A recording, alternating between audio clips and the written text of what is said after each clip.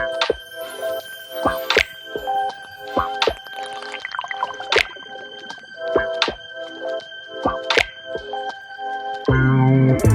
pizza on Tuesday. I got food up in the fridge. Y'all keep looking for that new wave. I think I like it how it is.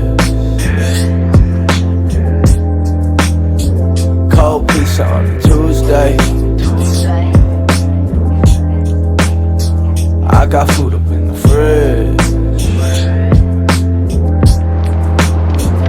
Y'all keep looking for a new wave. I think I like it how it is.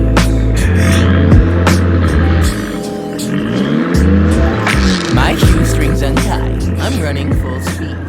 Welcome to the channel, ladies and gents. Let me present you Fiat 500 595 Abarth.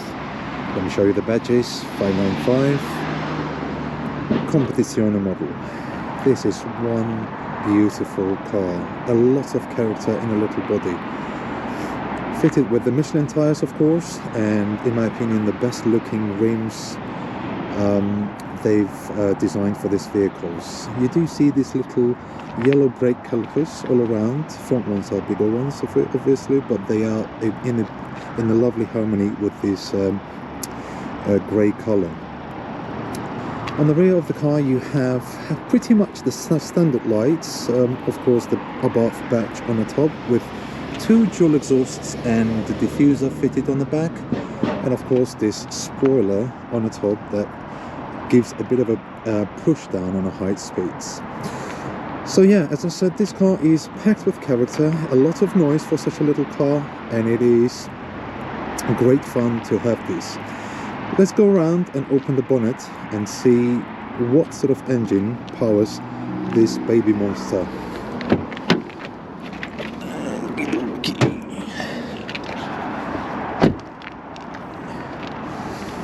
Now, I must say I'm not very much technically educated to what's going on in this engine bay. Oops, sorry. I must say I'm not very much technically educated to what's going on in this engine bay. I just do see this lovely little temple of the power with the red cover, little battery, and the massive turbocharger that gives this car a lot of noise. This is such a little engine for such a noise, and it gives it such an incredible power. Now, these Abarth vehicles, they are fitted with 145, 160 and 180 brake horsepower engines, which this one is, and it is incredible power to body weight ratio of these vehicles. Beautiful machine to drive. So let me take you into the interior and show you what is the interior like for this vehicle. Okay, the interior. There are two giant chairs in front, which takes most of the cabin space, I would say. They're not very necessarily comfortable, but you can see they are hard shell fitted with upholstery, and they're there for a purpose. They support your body weight, especially when you sway left and right on the high speeds. What's going on in the back? The simple bench that is great for kids, I would say, but not for the full-size adults. However, I have fitted people there, and it's decently done its job. Not very comfortable again, but on a small journeys, 20-30 miles from A to B destinations, it does its job. So yes, let's get into the vehicle. Once in this cockpit, first thing that greets you here is this beautiful steering wheel with a nice badge of Abarth. I have to say this steering wheel is something quite special. A combination with carbon fiber elements together with the leather. Decent amount of controls on each side. Then the central clock that combines all the information about the vehicle with the rev counter for the turbocharger. So the infotainment system is a bit of a basic one here. It's not fitted with navigation, which is a downsider. Then underneath you get one of those air conditioning controls, and then the gear knob. Now, that engine together with the manual gearbox is a fabulous combination. Let's say you want to develop a rapid speed all of a sudden on road, or do a naughty stuff, which is something that we all do when we drive slightly sports cars. The manual gearbox is the way forward. We do get lazy from time to time. Yeah, we want the automatic gearbox fitted cars to select and drive for us, but this is an old school. This is the way to go with these little Abarths. So let's hit the road with and without sports button, and let's see what it is like to drive one of these on the motorway. I must say, in comparison with my second car, this is extremely economical and quite affordable to own and run. Fuel consumption wise, they are incredible. I do spend about 120 to 150 pounds a month to fill up the tank. The tank is tiny, obviously. There are, what, 30 litres of fuel fits into that little tank. It does last on busy week, sort of 7-8 days every time you fuel it. So on the fuel consumption side, they are very, very good. What about road tax? This car is actually running out of the road tax at the end of this month, and the road tax is about 150 pounds, which is again very affordable. And in comparison to another Fiat 500, the normal one, it has nothing to do with that car. It is a completely different animal. I did own one of those Fiat 500 normal ones for over a year. What the difference between those two. That one hardly has, what, 70 brake horsepower and hardly drives up the hill when you have 3-4 people sitting in it. So in that sense, they are incomparable. I remember that first day when I walked into the dealership, when I badly wanted to get rid of that car, and was thinking how to grab one of these. I walked into the dealership and I saw this one standing there, and I thought, this is the one that I wanna buy. So it was just standing there looking at me with its sweet look. So it was no brainer. It was an instant decision. This is going to be the one, and happily left that old Fiat behind and grabbed this one. Now, driving with normal without the sport button is already quite fierce, but if we did have a sport button on, it instantly transforms. Now the noise is becoming a bit more aggressive, and we do leave a decent cars behind, but to drive this one with 90 plus miles an hour, it is a little bit dangerous, but how much power that little motor produces is incredible. The minute you switch off that sports button, it comes back to its normal sense, if you'd like. It doesn't have such an aggressive pulling power. I don't know how that little engine can fit that much, but in terms of difference between sports drive and normal drive is enormous. I must say it is rather addictive, I'm afraid, that sports button. Once you press it, you always want to drive with that one on, which can become quite dangerous, because it is rather handful. This little thing is quite handful on the road, and due to the fact that it's so light, you really need to constantly watch your speed, check on the mirrors, and in particular when you get sort of slightly windy weathers, it likes to sort of sway left and right on the road, and you can't help but being slightly bit more careful on the road. So another great benefit of this vehicle is the fact that especially if you live in a city and you're a city driver, you appreciate how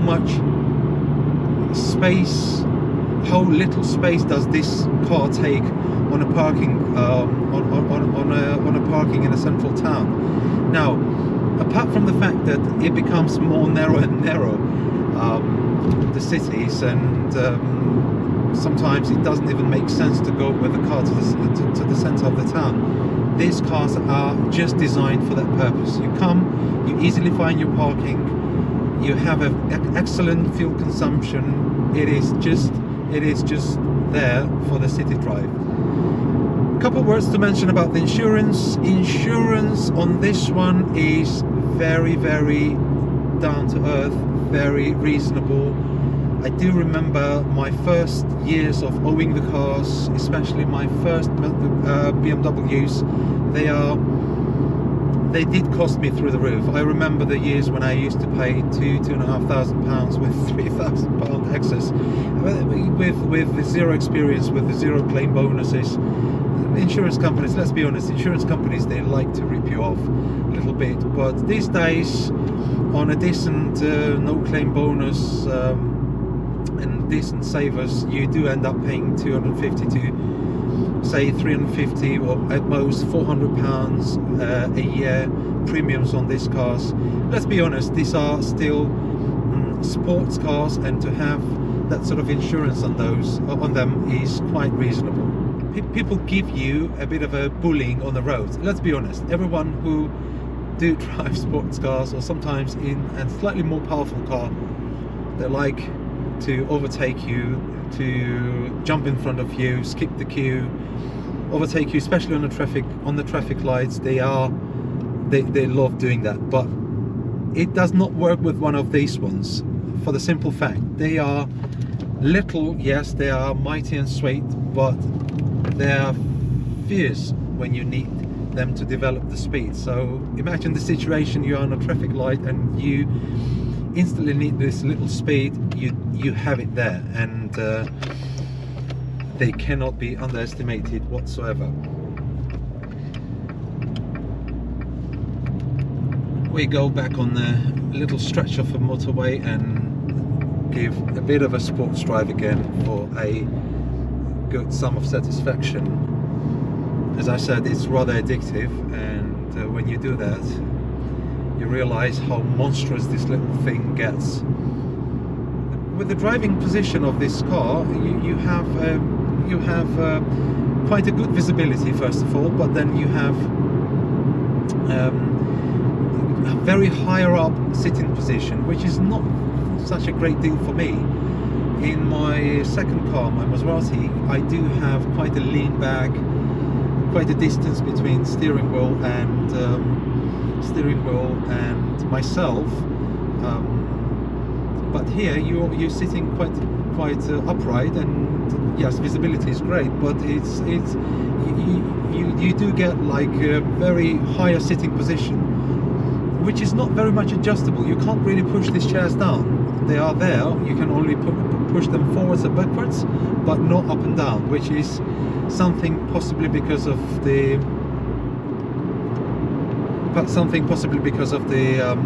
racing style of these chairs, but you can't really change them. So we're getting back on a good stretch of the road again, where this addictive button is just calling me to press it, and let's experience a little bit of the sports drive once again and see how does it develop the speed and how monstrous this little thing gets. So we're coming to the last speed camera that monitors the average speed in this area, and that will be hitting on a national speed limit. So let's experience some of the drive. I must mention, my last few videos has been a lot about car reviewings. Yes, the cars I treat, here we go, the cars I treat as a source of transport. Yes, you do see the speed is being picked up quite nicely and rapidly.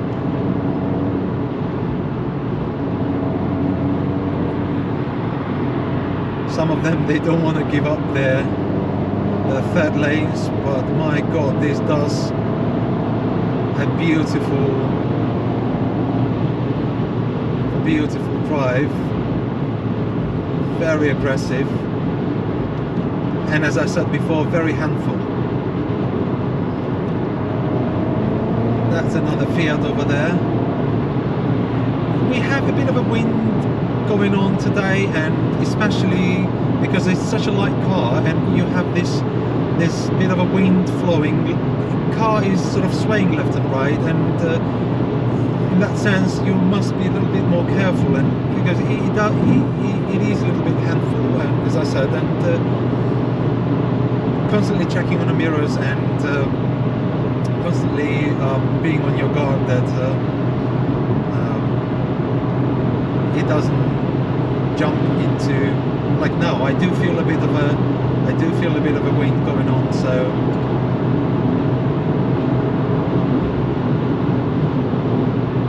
we must slow down slightly bit and remove this sports button from the place. So yes, I've been mentioning early on that lately on my channel I've been reviewing a lot the cars. Yes, there are my two cars that I love them. Cars are my passion, but I review them as a source of transport.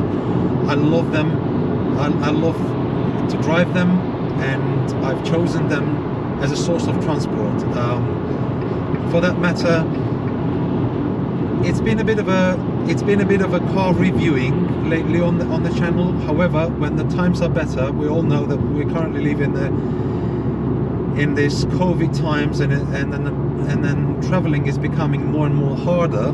However, when we are back to our normal lifestyle, and when again allowed to visit other countries and visit beautiful places, I'm a great fan of driving these cars to the beautiful areas, because normally the flights are stressing me out a lot, and if it is within the 500 miles radius, I mostly drive there. When our normal life is better, I should be doing a beautiful traveling across the UK, across the Europe, and do a lovely videos about beautiful places, beautiful hotels, architecture, surrounding and visiting all of this with my lovely cars. So that's it for now, guys. I hope you enjoyed this little review of this beautiful, mighty, sweet looking car. We'll be welcoming you very soon in my next video, when I will be doing some work on my Maserati. So until then, stay well, stay safe, and I'll see you soon in my next video.